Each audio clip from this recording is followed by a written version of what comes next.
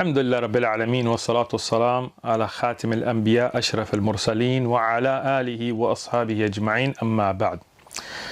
Dr. Zakir Naik and the viewers, first off, I want to say that this is a nasiha, this is not a refutation. And that's very important because we as Muslims have to work together on bigger picture issues. I saw your video originally regarding masturbation, and I spent 1 month trying to get a hold of you because I did not want to record a video. I did not want to refute. I wanted to give you nasiha, some advice about some of the academic errors, which some of them you've admitted to now, that were in your video. Unfortunately, I was not able to get a hold of you. I'm sure you're very busy. So I had to make that video.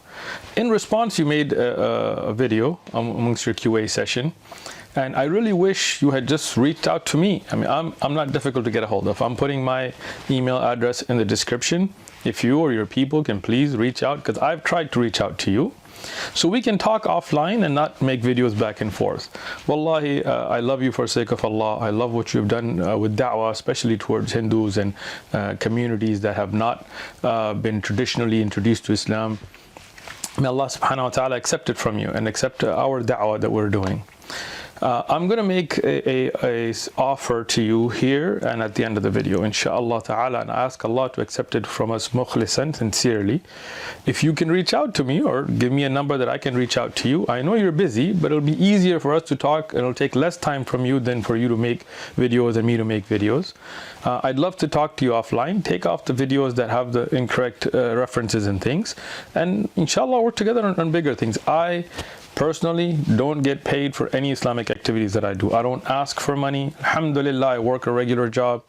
The masjid doesn't pay me for my durus. I don't have any organizations or schools that I run. My YouTube channel is not monetized. We don't take money off any videos. The One Message Foundation for Da'wah, I don't take a single penny from them, alhamdulillah. I don't want any reference. I don't need you to promote my channel or mention my name. You don't know my name, that's perfectly fine. All I want is that people should know what is the correct opinions. Meaning, when we reference an opinion, we need to make sure that it is authentic, because you have a large audience.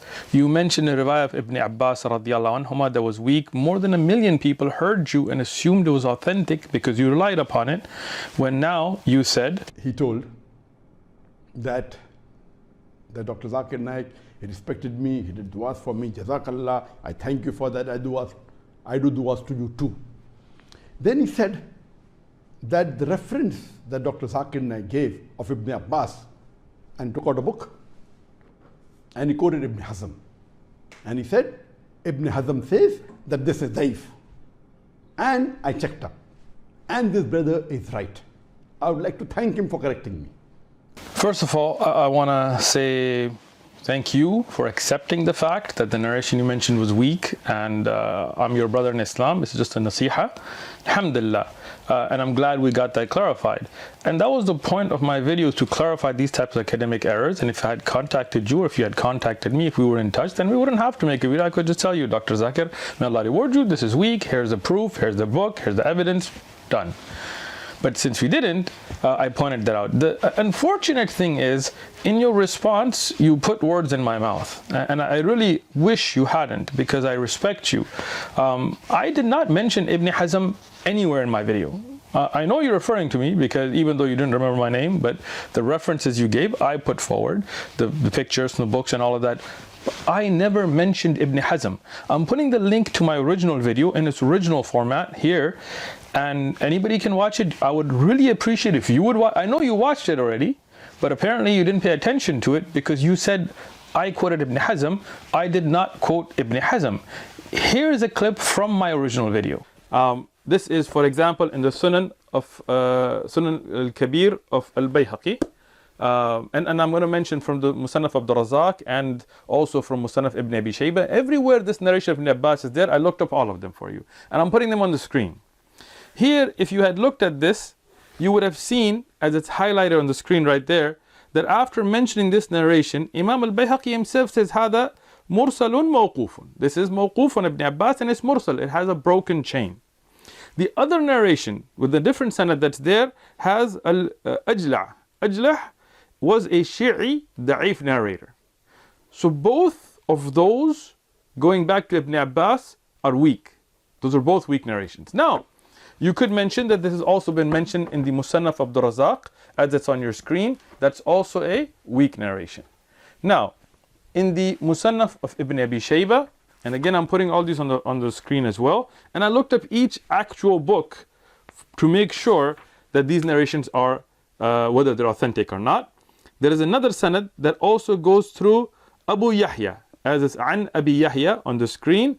He is majhul al-hal. He is an unknown narrator. And here you will see highlighted on your screen where even in the Musannaf it mentions that this has a majhul narrator. So these are weak narrations. All of those from Ibn Abbas, every single sanad through all the different books, they all have weak narrators. So now you see, Dr. Zakir, may Allah reward you for the good, and may Allah reward you for admitting that that narration is weak, but may Allah forgive you for putting words in my mouth, because I did not mention Ibn Hazm. As you can see from the video, and the link to the original video is in the description, anybody can watch it. I mentioned the Sunan al-Kabir, which is right here on top, which is of al-Bayhaqi, from the original works that collected that narration, from those that have chains of reporters all the way to Ibn Abbas, and the breaks in them and the weaknesses in them, and in the Musannaf Ibn Abi Shayba, which is right behind me here, and in the Musannaf Abdur Razzaq, which is there. I showed the pictures, I showed the chains and the weakness. I did not mention Ibn Hazm. And I'll tell you why. This is Al-Muhalla. I have it here. It's on the other side of my library. Muhalla is actually a sharh of Mujalla.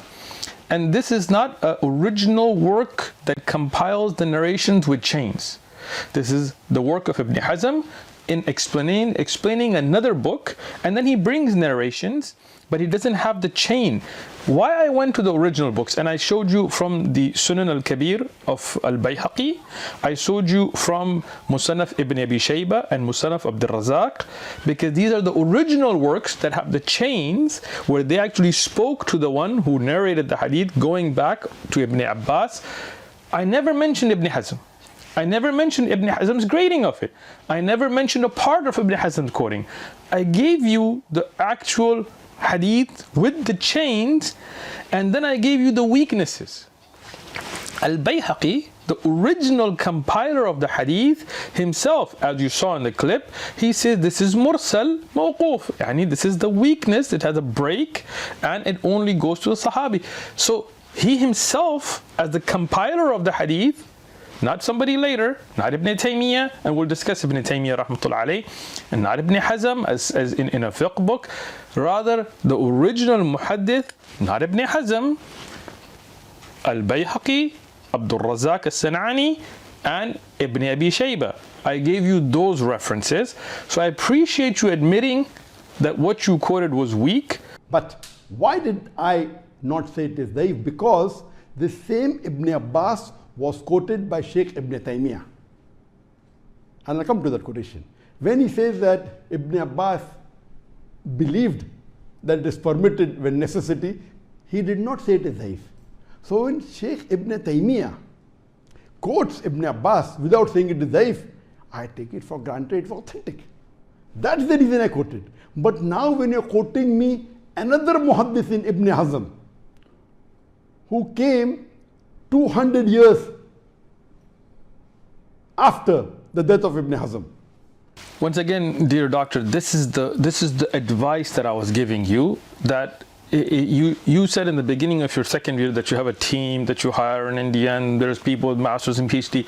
Then whoever is preparing those notes for you is not doing their job, because Ibn Taymiyyah rahmatullah alayhi, Taqiyuddin Ibn Taymiyyah, I showed his quote in Arabic in the whole thing in my first video, but he says Kalam Ibn Abbas. He doesn't say Sahhan Ibn Abbas. He didn't say it's authentic from Ibn Abbas. He just said the what has been attributed, reported, and you say that in your second video. I'll play those as well, inshallah. So this is a mistake. Ibn Taymiyyah rahmatullah alayhi in Majmu' al-Fatawa, his style of writing is he gives all the references, he gives all, but unless he says this is authentic It do not assume that it's authentic. And here, that assumption led to you making a video that millions of people saw. At least last time I checked was more than 1 million views. And they assumed something is authentic because you quoted it, when now you have admitted and you know was weak. The difference between his death and Ibn Hazm, that is 260 years. Ibn Hazm came towards the end, 996 C, and he died in 1064 C or 63 C. Exactly 200 years after that, Ibn Taymiyyah was born in 263-64 C, and he died in 320 plus C.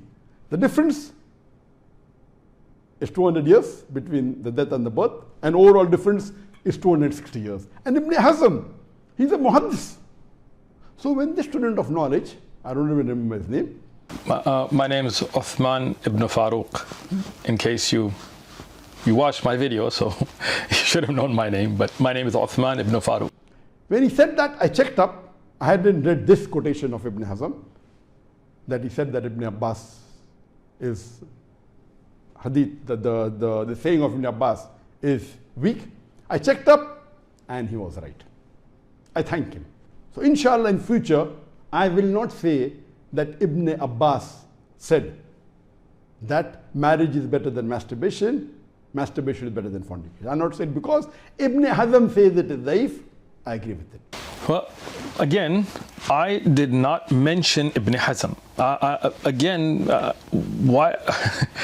I really don't know what to say, doctor. I'm really disappointed, to be very honest with you. I love you for the sake of Allah. I've always admired your da'wah work, but please re-watch my video. Anybody else that wants to, it's in the description. I never mentioned the grading of Ibn Hazm. You are correct that Ibn Hazm did weaken it, but that's not the point, because Ibn Hazm is a scholar who wrote a fiqh book, an explanation of another book, collecting some narrations. He's not the original muhaddith. I took you back to the original works and showed the weaknesses in the chains clearly. I didn't just depend, and this is why I'm baffled on what this means. But I do appreciate that you have admitted that this is weak, and I hope that now you will take down the original video because you don't want to be promoting weak narration. But what was shocking to me, this brother who quoted Ibn Hazm, he put a full stop where there was no full stop. Why didn't he continue? That's pretty shocking to me as well, because I didn't quote Ibn Hazm.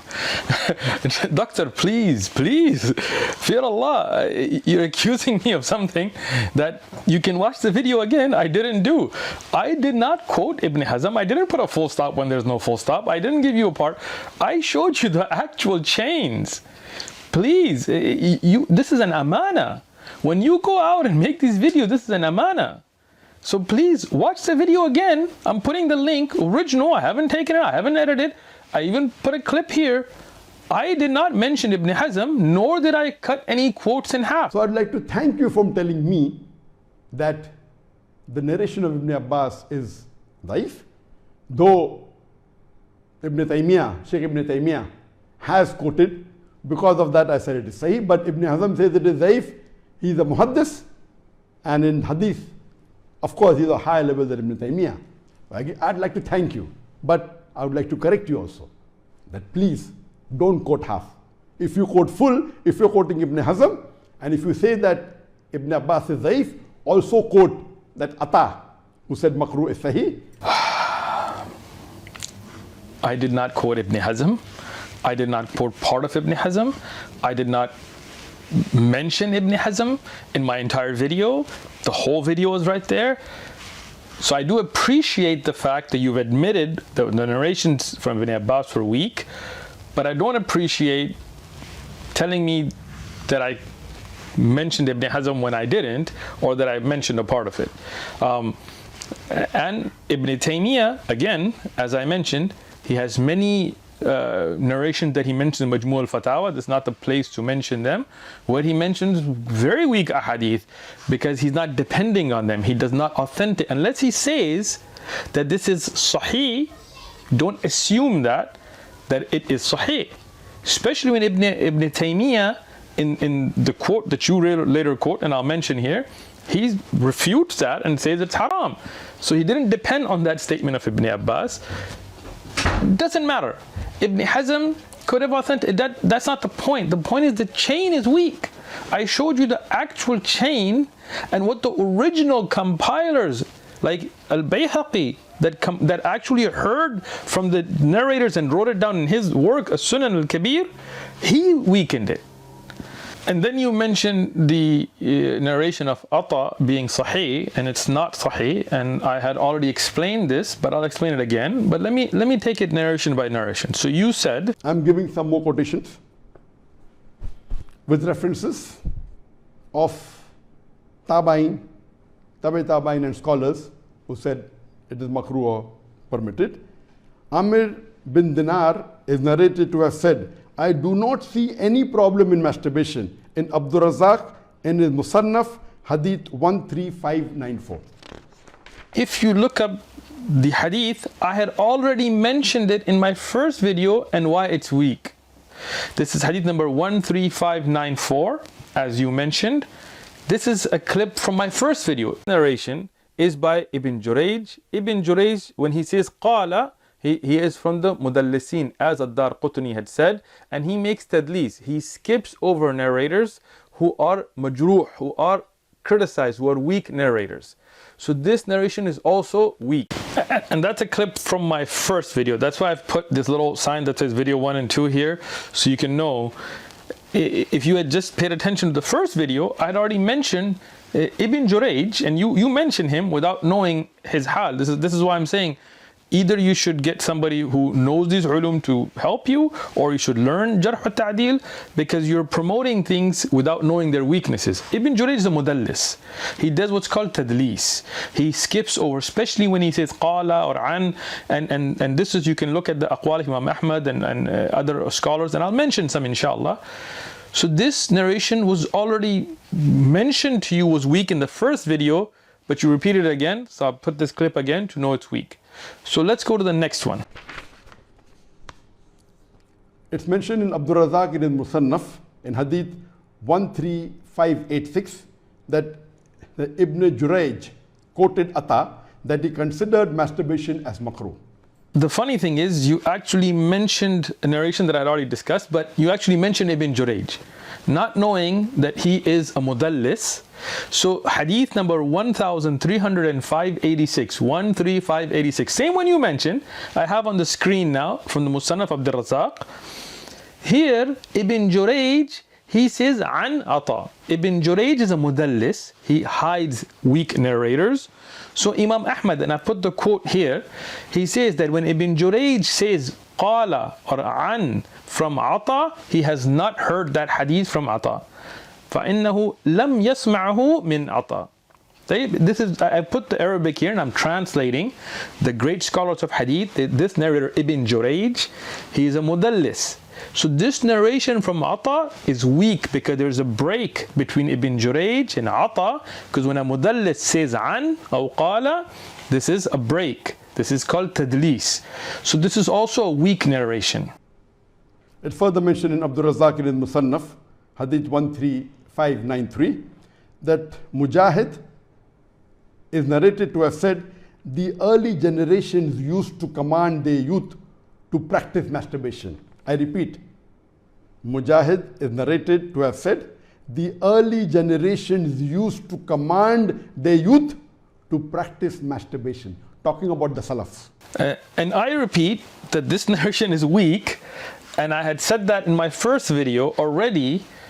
So I don't understand why you're repeating those same weak narrations that I already addressed and showed you the weakness, not just from the qawl of some later alim. I could have brought Shaykh Albani's qawl, or I brought you the original works of hadith and the chains and where the weakness is.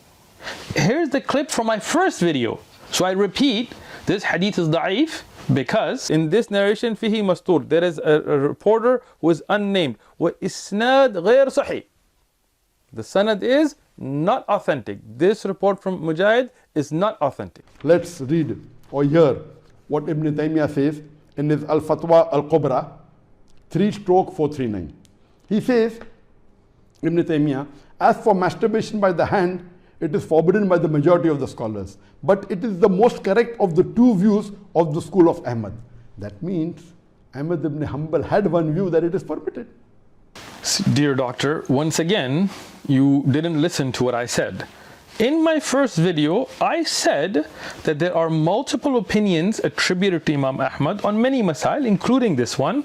But this is why the scholars of the Hanbali madhab, like Ibn Taymiyyah, rahmatullah alayh, they go and find which is the authentic, which is the correct, what is the popular, what is the well-known opinion of Imam Ahmad. And this is the problem with your first video, is you attributed to Imam Ahmad a weak narration, which is not the authentic, the established narration from him. And then you yourself, here from Ibn Taymiyyah, admit that. I never said there is not another opinion attributed. In fact, quite to the opposite. I'll play a clip from my video where I said there are multiple opinions attributed to Imam Ahmad. Madhab, you have to understand how the madhab work. For example, many aqwal are attributed to Imam Ahmad. Because the way the fiqh of Imam Ahmad was collected, people went around to all the different students and collected. And then the ulama, the Hanabila, they specialize on figuring out which one is actually the staying of Imam Ahmad. Now, I want to play for you your original clip and then your second clip to show the academic error that I was pointing out. The second group of scholars who say masturbation is permitted but comes in the makruh category is Imam Ahmad ibn Hanbal. He is of the opinion that masturbation should not be done, but if you're going to do fornication, then you can do masturbation, and he puts it in the makruh category. So the Hanbali school of thought, most of them, they say that masturbation comes under the makruh category. So you see the error there. First, you said Imam Ahmad holds this view when you yourself read from Ibn Taymiyyah that is not the well-known view of Imam Ahmad. That is a rare view. The well-known view, what is authentic from Ahmad, that he considered it haram. Second, you said this is the opinion of the Hanbali madhab, which is not, as you will refute yourself from your second video in a minute. And this is a very minute amount of Hanbali scholars that took this view. The majority, the Jamhur of the Hanabila and the Mu'tamid, the established position of the madhab, is it is haram. Here is yourself refuting yourself from your second video. In his Muqtasar al-Fatwa al-Misriya, the Egyptian fatwa, page number 34. Masturbation is haram in the sight of majority of the scholars, and it is most prevalent views narrated about Ahmad. So you see the difference, right? This is the mistake. In the first video, you said Imam Ahmad's views that it's makruh. But in your own reading now, you're reading from Ibn Taymiyyah that's not true. The most prevalent, the established view of Imam Ahmad, that it's haram. And you said this is the view of the Hanabila, and it's not. It's a minority view in the madhab, but the majority of the madhab and the mu'tamid of the madhab. And in my first video, I gave all the books and references and pictures of the madhab itself as well. I'm not going to repeat those. But then you continued. There is another group of scholars who say it is makruh, very clearly. Even the above groups permitted, but not placing whether it's makruh or mubah. These group of scholars emphatically mention it is makruh. One of them is Ata. The narration of Ata is not authentic. I've explained this in the first video. I explained it in this video. And I'm going to put the clip again just so you can see. Jurayj says Qala or An from Ata. He has not heard that hadith from Ata. فَإِنَّهُ لَمْ يَسْمَعَهُ مِنْ Ata. This is, I put the Arabic here and I'm translating. The great scholars of hadith, this narrator Ibn Jurayj, he is a mudallis. So this narration from Ata is weak because there's a break between Ibn Jurayj and Ata, because when a mudallis says an or qala, this is a break. This is called tadlis. So this is also a weak narration. Then you said Jabir bin Zayd, student of Ibn Abbas, he said it is makruh. Jabir bin Zayd, which in your original video you said Ja'far ibn Zayd, and I clarified that it's Jabir ibn Zayd. In my first video, my dear doctor, I clarified this hadith is da'if as well. I know you watched it, but apparently you didn't pay attention to it because you're repeating those same narrations. I'm going to just put a clip from my first video which shows clearly this narration from Jabir ibn Zayd is da'if. And it's a da'if narration because it's reported from a Thawri, from Abbad ibn Mansur. Abbad ibn Mansur, he is from the Shaykh of Thawri, but he is da'if, and there is no other riwayah that takes it to him except through the sanad. So this is not established. It is a weak narration. Then you continued to mention this. There's another group of scholars who say it is mubah. Mubah means you can do it whenever you want. There is no sin at all. You don't require a reason for it. And that list is also quite big. It's not one or two. Mubah. One of them is Mujahid. He said it is mubah. This is also da'if. I have already pointed that out. Hadith number 13,593, 13593 from Musannaf Abdul Razak. I'm just going to play a clip from my first video because I have already clarified why the riwayah from Mujahid is da'if. In this narration, fihi mastur, there is a reporter who is unnamed. وَإِسْنَادْ غَيْرْ صَحِيح. The sanad is not authentic. This report from Mujahid is not authentic. Amir ibn Dinar, it is mubah. Then you repeated Amir ibn Dinar, which is actually Amr ibn Dinar. And I've already pointed out the weakness of this twice. Narration is by Ibn Jurayj. Ibn Jurayj, when he says qala, he is from the mudallisin, as Ad-Darqutni had said, and he makes tadlis. He skips over narrators who are majruh, who are criticized, who are weak narrators. So this narration is also weak. So you see, in my first video, I'd already pointed this out.